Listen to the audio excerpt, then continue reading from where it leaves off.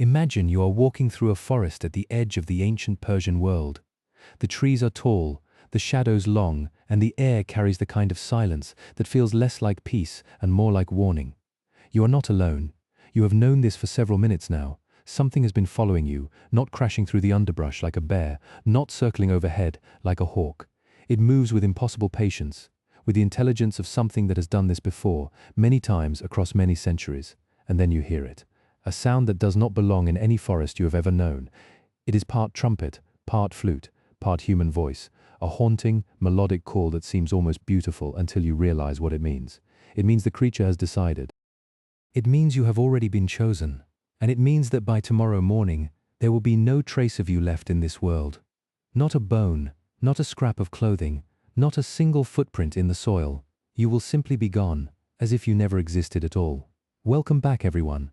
I am so glad you are here tonight, because the story we are about to explore is one of the most chilling, most layered, and most underappreciated tales in all of world mythology. We are going deep into the ancient Persian imagination, into the wilderness at the edge of the known world, to meet a creature that did not just kill, it erased, completely, without remainder. A creature that philosophers wrote about, that kings feared, that travelers whispered of around dying fires. A creature whose very name carried the weight of absolute, irreversible ending. Tonight, we are talking about the Manticore. And before we go any further, if you are the kind of person who loves stories like this, who finds yourself drawn to the dark corners of mythology, to the creatures that haunt the margins of ancient maps, then please take a moment right now to like this video and subscribe to the channel. Every time you do that, it tells me you want more of these deep dives, and I promise you, there are so many more stories waiting. Stories just as dark, just as layered, just as impossible to put down. So hit that subscribe button, leave a like, and let us go back together to a world where monsters were not just real, they were inevitable. Now, let us talk about the Manticore. The word itself is ancient, and its journey through language is already a clue to something important. It comes from the Old Persian, filtered through Greek, eventually rendered in Latin as manticora. But the Persian root, mardkora, tells you everything you need to know before the story even begins. It translates, with brutal directness, as man-eater, not lion or beast or terror of the wilderness, man-eater. The ancient Persians named this creature for exactly one thing, what it did to human beings. Not how it looked, not where it lived, not what power it represented in the cosmos.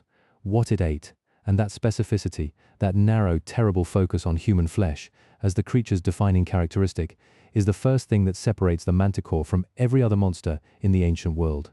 Because most mythological creatures, the dragon, the sphinx, the basilisk, are defined by what they are. The Manticore is defined by what it consumes. And that is a very different kind of horror. To understand why people feared the Manticore, you have to understand the world in which it was born. Ancient Persia was a civilization of extraordinary sophistication, a vast empire that stretched from the borders of India to the shores of the Mediterranean, encompassing dozens of cultures, languages, and landscapes. The Persians were great administrators, great builders, great thinkers, but they were also surrounded by wilderness, real, unmapped, genuinely dangerous wilderness. To the east, beyond the settled lands, lay territories that no Persian soldier had fully explored, where the animals grew strange and the rules of the familiar world seemed to loosen. India, in the Persian imagination, was not just a place, it was a threshold, a boundary between the known and the unknowable. And it was from India, or from the vast, shadowy wilderness that lay between Persia and India, that the Manticore was said to come. The earliest written account we have of the Manticore comes from a Greek physician named Ctesias, who served at the Persian royal court in the late 5th century before the Common Era. Ctesias was a fascinating figure, a man caught between two worlds, trained in Greek medicine but embedded in Persian power.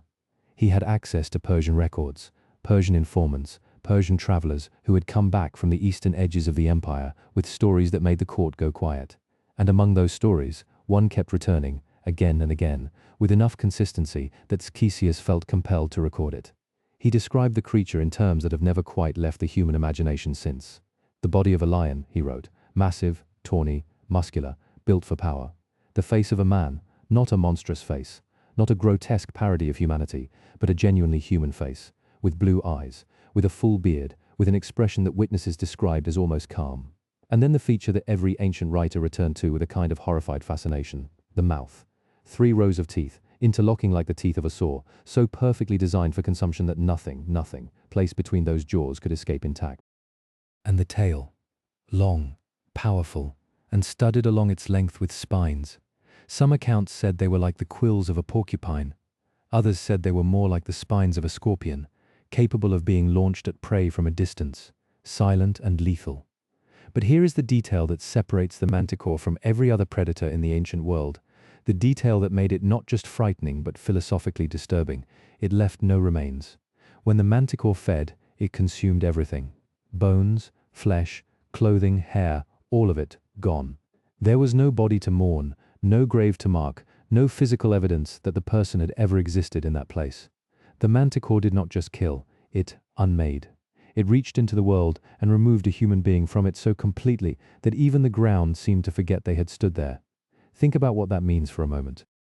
In almost every ancient culture, the body of the dead was sacred. Burial rites, funeral ceremonies, the preservation of remains, these were not just customs, they were moral obligations, religious necessities, the mechanisms by which the living maintained their connection to the dead, and the dead were granted passage into whatever came next. To die without burial was a catastrophe. To be denied the rites was a form of spiritual violence. And the manticore made that catastrophe absolute. It did not just kill you, it denied everyone who loved you the ability to grieve you properly. It erased the evidence that you had ever been there. You did not just die, you vanished. That is a very specific kind of terror, and it speaks to something very deep in the human psyche. The fear of being forgotten. The fear that our existence might leave no mark. The manticore, in its terrible efficiency, embodied that fear made flesh and given teeth. Now, where did this creature come from? How did it enter the human imagination? And what forces, natural, cultural, psychological, or spiritual, gave it its particular shape? There are several compelling explanations, and as with all great myths, the truth is probably a layered thing, a sediment of many different fears and observations compressed over centuries into a single terrifying image. The first and perhaps most straightforward explanation is zoological. The ancient world had real animals that were genuinely terrifying, and travelers returning from distant lands often described them in ways that became distorted through translation, retelling, and the natural human tendency to make a scary thing scarier. The most likely candidate for the manticore's real-world inspiration is the tiger. Tigers were known in ancient Persia and India, and to someone who had never seen one before, a tiger was an almost unbelievable creature. It was larger than any cat in the Mediterranean world, faster than any predator a Greek or Persian merchant had ever encountered. And it had a face that, and this is the crucial detail, was sometimes described by shocked observers as almost human in its expressiveness. Tigers have flat faces compared to lions, with forward-facing eyes that create an unsettling impression of intentionality, of intelligence, of something looking back at you with genuine purpose. Add to this the tiger's reputation for following prey silently over long distances, for selecting specific individuals from a group, for consuming its kills almost entirely, and you have something that could, through the filter of frightened storytelling, become the manticore. But there is a second explanation, one that operates at a deeper cultural level. The manticore may have emerged not from a single animal sighting, but from the Persian and Proto-Iranian tradition of boundary creatures, beings that existed at the edges of the ordered world and enforced those edges through terror. In ancient Persian cosmology, the world was a constant battleground between order and chaos, between the divine light of Ahura Mazda and the darkness of Ahriman. The wilderness beyond the settled lands was not neutral territory. It was the domain of chaos, populated by creatures that embodied the principle of disorder. The manticore, with its impossible combination of human face and animal body, its refusal to leave any evidence of its kills, its haunting voice that mimicked music and human speech, fits perfectly into this tradition. It was not just a predator, it was a manifestation of the chaos at the edge of the world. A reminder that the order humanity had built was always provisional, always surrounded by forces that could unmake it. The third explanation is perhaps the most psychologically interesting. The manticore may have been, at least in part, a way of explaining disappearances. In the ancient world, people vanished. Travelers who set out on long journeys and never returned. Soldiers who went ahead to scout and were never seen again. Hunters who walked into the forest and did not come back. In a world without forensic science, without the ability to search vast wilderness areas effectively, without any mechanism for determining what had happened to someone who simply ceased to exist in the lives of those who knew them, the mystery of disappearance was a genuine, recurring trauma. The manticore gave that mystery a shape. It said they did not simply vanish. There was a reason. there was a creature, and the creature was so thorough, so complete in its consumption, that it left nothing behind. The absence of evidence was itself the evidence of the Manticore. In a strange way, the creature was almost comforting, because a world with a Manticore in it is a world where disappearances have an explanation, and a world with an explanation is less terrifying than a world without one. The fourth explanation reaches into the realm of ritual and spiritual belief. Some scholars have argued that the Manticore's most distinctive feature, its complete consumption of its prey, connects it to ancient ideas about the relationship between the living and the dead. In some traditions, complete consumption by a predator was not simply death. It was a form of spiritual annihilation, a destruction of the soul as well as the body. The Manticore, on this reading, was not just a physical threat, but a metaphysical one. To be taken by the Manticore was to be removed from the cycle of existence entirely. No afterlife, no reincarnation, no continuation of any kind. Just absolute, irreversible ending. This interpretation gives the creature a theological weight that goes far beyond ordinary predation, and it helps explain why ancient writers treated it with such particular dread, not just as something dangerous, but as something that represented a uniquely terrible fate. Now let us talk about the legends themselves, because the Manticore accumulated stories the way old forests accumulate shadows, slowly, densely, until the darkness becomes its own kind of presence. Ctesias's account, as we have discussed, was the foundational text, and it spread rapidly through the ancient world. The Greeks were fascinated. Aristotle mentioned the Manticore in his writings on animals, though he was skeptical. Aristotle was always skeptical, noting that the creature was reported by those who lived far to the east, and that its properties seemed unlikely. But Aristotle's skepticism did not slow the story down. If anything, the fact that a philosopher as serious as Aristotle felt the need to address the Manticore gave it a kind of credibility by association. If it were not worth discussing, why would the greatest mind in the Greek world bother to dismiss it? Later Greek and Roman writers elaborated the legend with increasing detail. Pliny the Elder, that magnificent collector of natural wonders and natural horrors, included the Manticore in his encyclopedic work on the natural world, describing it with the same matter-of-fact tone he used for elephants and crocodiles. For Pliny, the Manticore was not mythology, it was natural history, a creature that happened to be rare and happened to be found in distant lands, but a creature nonetheless. This is a crucial point. For much of ancient history, the Manticore was not considered a myth, it was considered a real animal, an unusual one, certainly, a terrifying one, absolutely. But real. The boundary between mythology and natural history was not as clear in the ancient world as we like to imagine it today, and the Manticore lived right on that boundary, treated by serious scholars as a genuine part of the natural order. The stories that accumulated around the Manticore followed certain patterns. Travelers who heard the creature's voice, that haunting melodic sound like a trumpet and a flute played together, like a human voice singing a song in no known language, were advised to run immediately before the sound could locate them precisely. The voice, in many accounts, was described as almost hypnotic, as something that made you want to stop and listen rather than flee, and this quality was understood as part of the creature's hunting strategy. It called to you, it made you curious, and curiosity, in the wilderness of the ancient world, was a death sentence. There is a particular legend from the Eastern Persian tradition that I find especially haunting. It concerns a hunter, celebrated in his region for his skill and his courage, who had made a career of tracking dangerous animals and bringing back their skins as proof of his victories. He had killed bears and leopards and wolves, and he had come to believe, as successful hunters sometimes do, that his skill was a kind of protection, that the wilderness would not take someone who knew it as well as he did. He set out one spring to track what he believed was a large lion that had been taking livestock from villages on the edge of the forest. He found tracks, large and clear in the soft earth. He followed them for 2 days, deeper into the wilderness than he had ever gone, and then, on the evening of the second day, he heard the sound. The voice of the Manticore drifting through the trees like smoke, like music, like something he could not quite name but felt compelled to move toward. The search party that went looking for him 3 days later found nothing. Not his weapons, not his pack, not a single footprint beyond a certain point in the forest where the trail simply stopped. The ground was undisturbed.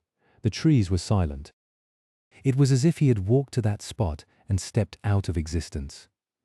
The villagers knew what had happened. They did not search further. They built a small marker at the edge of the forest and left offerings there, not for the hunter. There was no body to mourn, but for the wilderness itself. As an acknowledgement that some things in the world could not be fought and could not be understood, only respected from a careful distance. This pattern, the hunter who becomes the hunted, the skilled who discover that skill is not enough, the confident who learn that confidence is not armor, runs through almost every Manticore legend. The creature seemed to have a particular appetite for those who believed themselves capable. It was as if the Manticore was drawn not just to human flesh, but to human pride, to the specific scent of someone who had stopped being afraid of the wilderness. Now I want to pause here, right in the middle of this story, and ask you something directly. We are deep in the Manticore's territory now, and I want to know what you think. Do you believe the Manticore was inspired by a real animal, a tiger perhaps, or something else the ancient world encountered and could not quite categorize? Or do you think it was something more purely psychological, a creature born entirely from human fear and the need to explain the unexplainable? Leave your theory in the comments below. I read every single one, and some of the most interesting conversations I have ever had about mythology have started right there in the comment section. So tell me what you think. The Manticore is waiting. The creature's legend did not stay confined to Persia and Greece. As trade routes expanded and cultures collided and stories traveled with merchants and soldiers and pilgrims, the Manticore spread. It appeared in the medieval European bestiary tradition, those remarkable illustrated encyclopedias of real and imagined animals that monks compiled in monasteries across the continent. In these texts, the Manticore was given additional layers of meaning, filtered through the Christian worldview of the medieval scribes who copied and elaborated the ancient accounts. The creature's human face became a symbol of deception, the appearance of humanity concealing a predatory, inhuman nature. Its triple row of teeth became associated with the threefold nature of sin. Its voice, that haunting, beautiful sound, was reinterpreted as a metaphor for temptation, the way evil often presents itself as something appealing, something worth approaching, before revealing its true nature. In this medieval reinterpretation, the Manticore became something more than a monster. It became a moral lesson. And this is one of the most fascinating things about the creature's journey through history. It was flexible enough to absorb the moral frameworks of every culture it passed through, to become whatever that culture needed it to be. In Persia, it was a creature of the wilderness, a manifestation of chaos at the edge of the ordered world.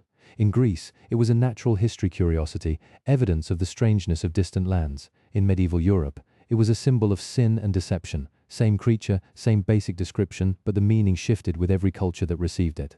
There is a regional variation from the Indian subcontinent that adds yet another dimension to the legend. In some South Asian traditions, a creature very similar to the Manticore appears in stories, not as a simple predator, but as a kind of cursed being, a creature that had once been human, transformed by some terrible transgression into a form that expressed its sin literally. The man-eating was not just appetite, it was punishment and compulsion combined. The creature could not stop eating humans because it had once consumed something it should not have, had violated some fundamental rule of hospitality or kinship or sacred boundary, and now it was condemned to an existence defined entirely by that violation. This interpretation gives the Manticore a tragic dimension that the purely predatory version lacks. It is not just a monster. It is a warning. It is what you become when you cross certain lines. And this brings us to what the Manticore symbolized at its deepest level, what it was really about beneath the teeth and the tail and the haunting voice. The Manticore was, at its core, a creature of absolute consumption. And absolute consumption, in the mythological imagination, is always about more than hunger. It is about power. The power to take something so completely that nothing remains to push back against. The Manticore did not leave bones, and bones are important. Bones are what the earth keeps. Bones are what archaeologists find, what families bury, what the grieving touch when they need to feel that the person they lost was real. The Manticore denied all of that. It consumed the evidence of existence itself, and in doing so it represented a very specific human fear, not just the fear of death, but the fear of being unmade. The fear that your life might leave no trace. The fear that the universe might simply absorb you and move on without acknowledgement. In ancient cultures where legacy was everything, where the continuation of the family line and the preservation of one's name and memory were considered moral obligations, this was not an abstract fear. It was one of the most concrete and terrifying possibilities a person could contemplate. The Manticore made that possibility into a creature with blue eyes and a melodic voice and 3 rows of teeth. There is also a dimension of the Manticore that touches on the nature of the wilderness itself, the deep, old wilderness that existed before human civilization and that waited patiently at its edges.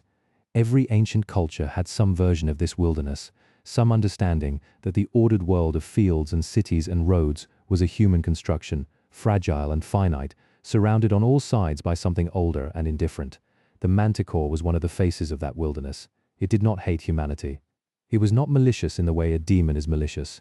It simply was, in the way that the wilderness simply is, vast, patient, utterly without mercy, and completely unconcerned with whether you survived your encounter with it. This is, in some ways, a more disturbing kind of horror than the purely evil monster. Evil can be opposed, can be fought, can be defeated by courage and virtue and divine favor. But the indifferent wilderness, the Manticore, as expression of nature's absolute unconcern for human life, cannot be defeated. It can only be avoided, respected, and occasionally survived through luck. Now let us talk about the disturbing details, the contradictions, the forgotten beliefs, and the unresolved questions that cluster around the Manticore, like shadows around a fire. One of the most unsettling aspects of the Manticore legend is the human face. Every account, from Ctesias forward, insists on this detail. The creature does not have a vaguely human face or a face that resembles humanity in some distorted way. It has a genuinely human face, blue eyes, a beard, an expression that witnesses describe as calm, even pleasant. And this raises a question that ancient writers did not always address directly, but that hangs over every account. What does it mean for a creature to look human? What does it mean for something with a human face to consume human beings? In the ancient world, the human face was understood as the seat of the soul, the outward expression of inner humanity, the thing that distinguished a person from an animal. To have a human face was to be, in some sense, a person. And yet the Manticore wore that face while doing something that no person was permitted to do. It was, in a sense, a creature that had taken humanity's most distinctive feature and used it as a mask, or worse, as a lure. The human face of the Manticore was not incidental. It was part of the horror, because it meant that the creature could look at you and you could look back at it, and for a terrible moment you might see something there that looked like recognition, like kinship, like the face of something that understood what you were, and then the mouth opened, and you understood what it was. There is also a deeply strange detail in some accounts concerning the Manticore's voice. We have established that it made a sound described as musical, as haunting, as something between a trumpet and a flute. But some accounts add a further detail, that the Manticore could, in certain circumstances, produce sounds that resembled human speech. Not language, exactly, not words you could understand, but the rhythms and cadences of speech, the music of a human voice speaking in a tongue just beyond comprehension. This detail is disturbing in a very particular way, because it suggests that the creature was not just mimicking human appearance, but human communication. That it was, in some sense, reaching toward language, toward the one thing that definitively separates humanity from the animal world, and failing to quite get there. Or perhaps not failing, perhaps choosing to stay just on the wrong side of comprehension, to speak in a voice that sounded almost like meaning without ever delivering it. Another unresolved question concerns the Manticore's spines. The tail spines appear in almost every account, but the details vary in ways that are difficult to reconcile. Some sources say the spines were fixed, like the quills of a porcupine, and could only be used when the creature pressed its tail against prey directly. Others say they could be launched at a distance, like arrows, and that the Manticore could shoot them with precision at targets it had not yet reached. Still others describe the spines as growing back immediately after being shed, making the creature's ranged attack effectively unlimited. This last detail, the regenerating spines, is particularly interesting because it removes any possibility of outlasting the creature's ammunition, of surviving long enough that it runs out of ways to hurt you from a distance. The Manticore in this version was not just dangerous, it was inexhaustible. And then there is the question of the Manticore's intelligence. The ancient accounts are divided on this point in ways that feel significant. Ctesias and the early sources describe the creature primarily as an animal, a terrible, efficient, perfectly designed predator, but an animal nonetheless, operating on instinct and hunger. But later accounts, particularly from the medieval tradition, describe something more troubling, a creature that seemed to plan, to strategize, to understand human behavior well enough to exploit it. A creature that chose its moments, that waited for the right conditions, that seemed to know when a person was alone and vulnerable and unlikely to be missed. If the Manticore was merely an animal, it was the most efficient predator the ancient world had ever imagined. But if it was intelligent, if it understood what it was doing, if it made choices, then it was something else entirely.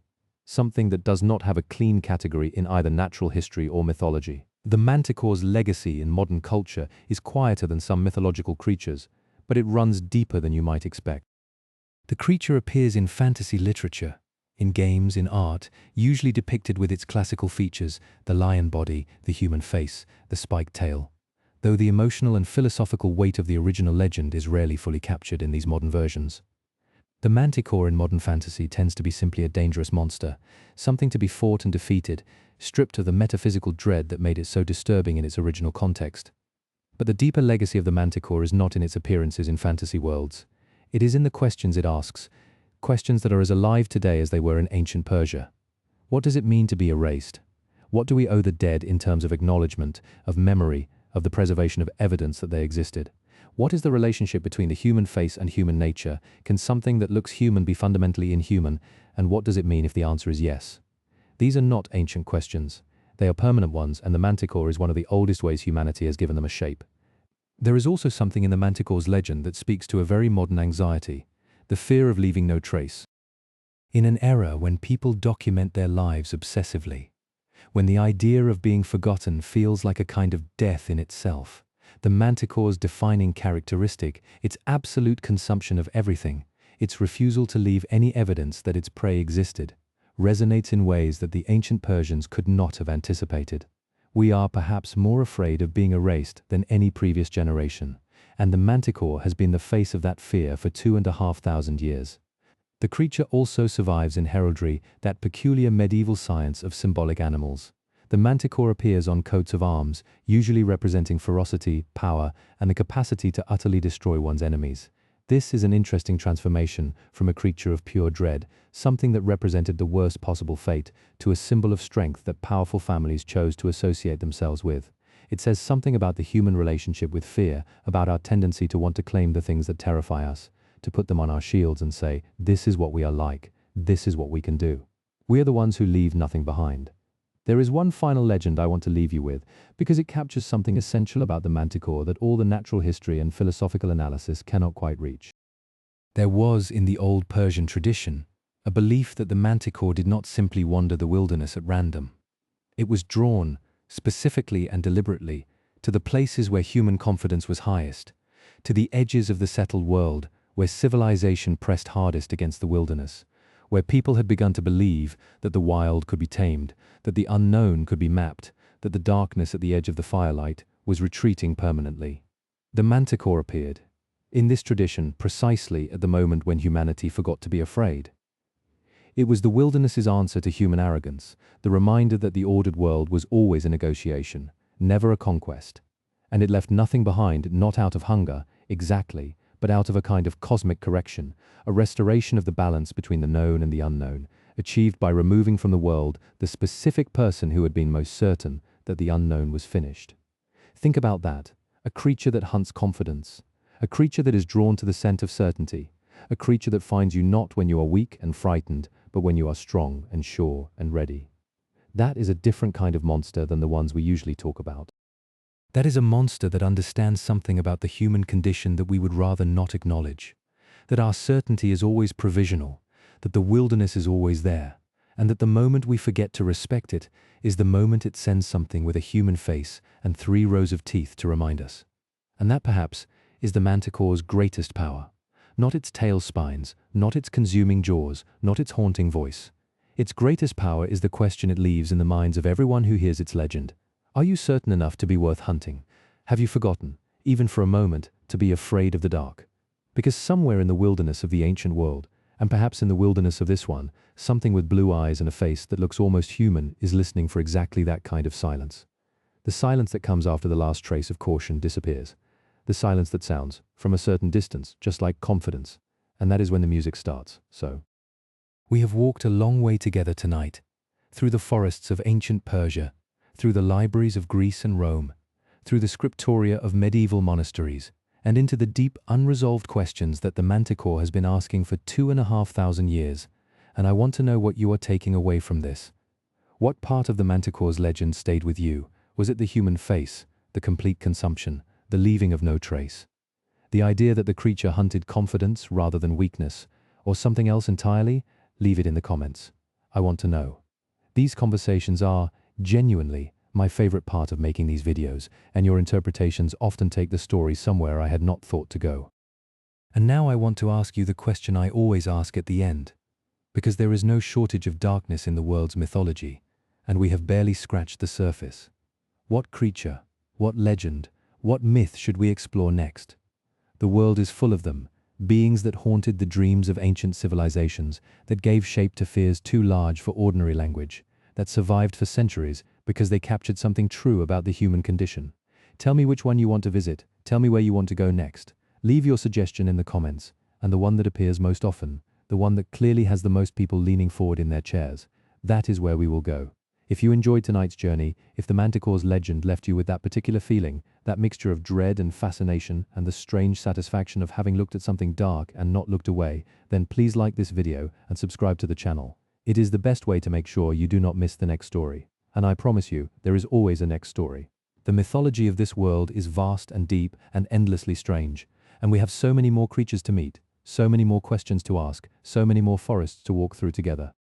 Until then, stay curious, stay a little afraid, and remember the wilderness does not need you to believe in it to be real.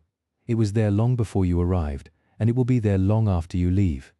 The only question is whether you will leave on your own terms or whether something with a melodic voice and patient blue eyes will make that decision for you. Sleep well,